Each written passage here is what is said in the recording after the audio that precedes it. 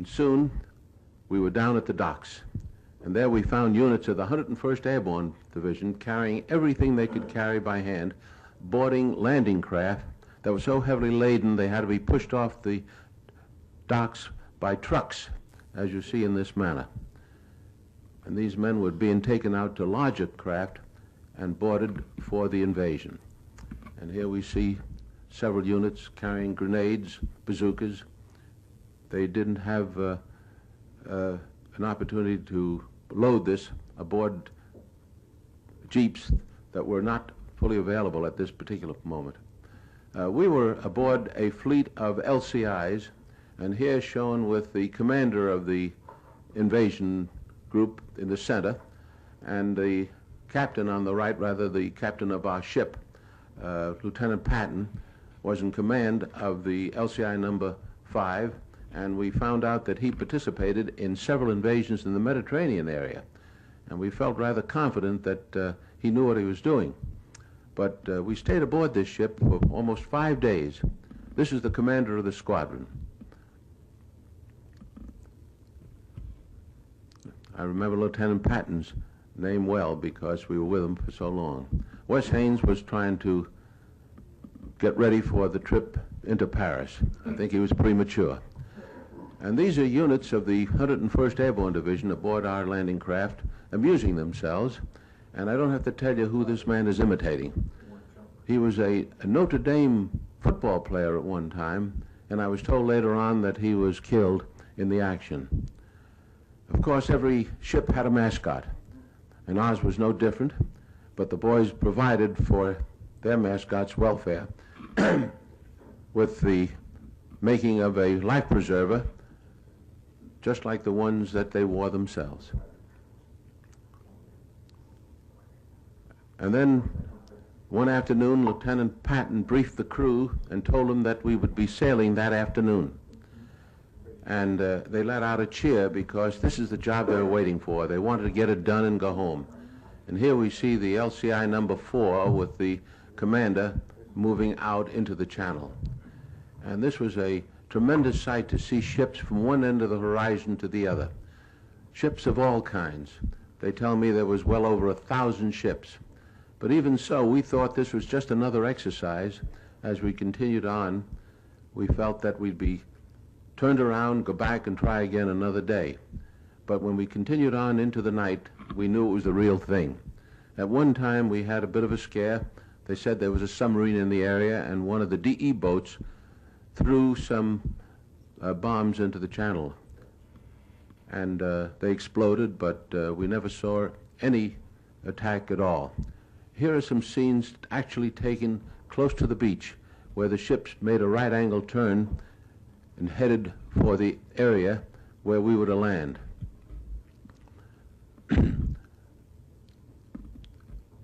That is a DE boat in the distance.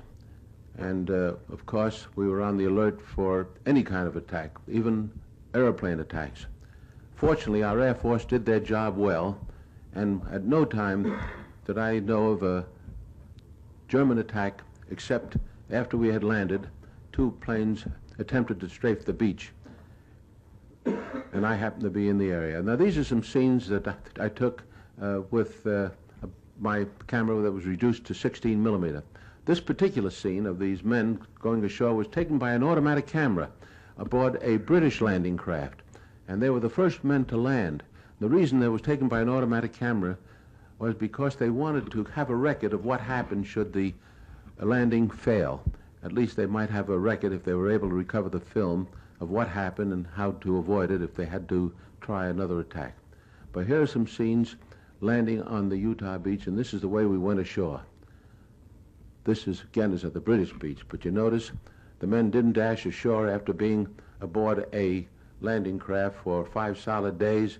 They just walked slowly and cautiously, fearful of bombs and mines that were sown in the area. You notice they had their rifles wrapped in cellophane. But this is the way we had to go ashore. And I needn't tell you that a lot of the boys didn't make it. Here's one of the famous scenes taken from black and white film of 2 men being shot down right before your eyes. Here is Pete Carroll and Wes Haynes carrying our own equipment, and the ship is grounded on the beach. The section of the beach we were on was being attacked by enemy fire, and in the previous shot you could see a bomb actually land not too far from where we were. There it is again. And the bulldozers were trying to clear roads to let our jeeps and tanks move forward. And even though it was June, the area was quite cold, as it usually is in that part of Normandy. Of course, the men dug their foxholes a little deeper, and we had the good fortune of finding a concrete wall which helped serve as protection. But even now, we're taking some of our wounded back to the beach so they can be transferred back to England. But when the tide went out, the ships could not come in close, or those that went aground had to wait for high tide to be refloated if they weren't hit. We stayed on the beach the first night and lived in a foxhole, and soon we showed some of the first prisoners taken in the area late the first day, who were captured close to the beach and were sent back to England because there was no room to keep them there.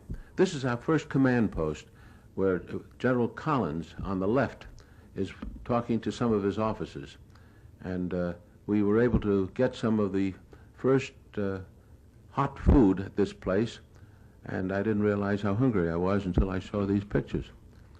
There's Larry LeSueur again and Bob Landry on the right. Bob Landry was covering the war for Time and Life. And although it kept me very busy for 8 solid days, I used up all the film I had and decided to go back to France to get some more and probably to get a bath. I hadn't had my clothes off during that entire time. And my landing at England took place at a place near Bournemouth. It almost looks like the cliffs of Dover that everyone is familiar with, but it was a beautiful sight to see the coast of England and know that I could get some rest after a while. But didn't realize it at that time, but the buzz bombs would start coming over, and here we see some of them flying over the English coastline. And these buzz bombs were a terror weapon. They didn't know where they would land, but the British were quick to set up machine guns and anti-aircraft fire to knock them out of the sky, and they managed to shoot down quite a few. They even sent planes up into the sky to knock them out of the air. And of course, sometimes they did get through, and where they fell, they caused considerable damage.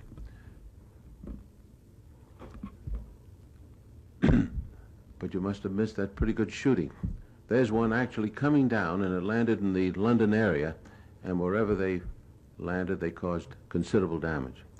My second crossing of the Channel was made on an LST, and this time with units of the 3rd Armored Division that was sorely needed because they were bringing over more tanks and vehicles to carry us in the direction of Cherbourg, because we needed a port badly. The LST was manned by a British crew. That's the captain in the British uniform. But we were in a long convoy of many of them, everyone loaded to the gills with equipment that was sorely needed. But here you'll get an idea of what the beach looked like, and these ships are actually waiting for the tide to recede so they could send their equipment ashore without going through deep water. On D-Day, they had to go through the deep water. And at this particular moment, they're waiting for the ramps to be rebuilt after a severe storm so they could go ashore without damage. Now, you can see the problems they had on D-Day, because when the landing craft hit the sandbars, the men started wading ashore and found deeper water ahead, and those that had their life preservers too low around their waist turned turtle, and many were drowned. But these are units of the 3rd Army heading in, crossing the deep spot just ahead of them, and headed toward Cherbourg itself. This was a remarkable sight, and the ships were lined up as far as the eye could see, bringing supplies ashore. We needed Cherbourg badly because we thought we could use it as a port, but we found that Cherbourg, shown here, was pretty badly destroyed by the Germans themselves. They destroyed the docks, which we thought we could use. And it took them, if I recall, almost 2 months before we could bring a ship in. They set up mines and destroyed the famous Cherbourg docks where the transatlantic liners used to land.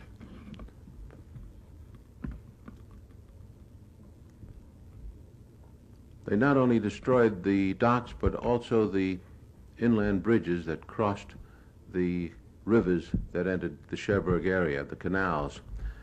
This is one of them was destroyed by the Germans. Soon the French people came back into the city and gave us a warm welcome.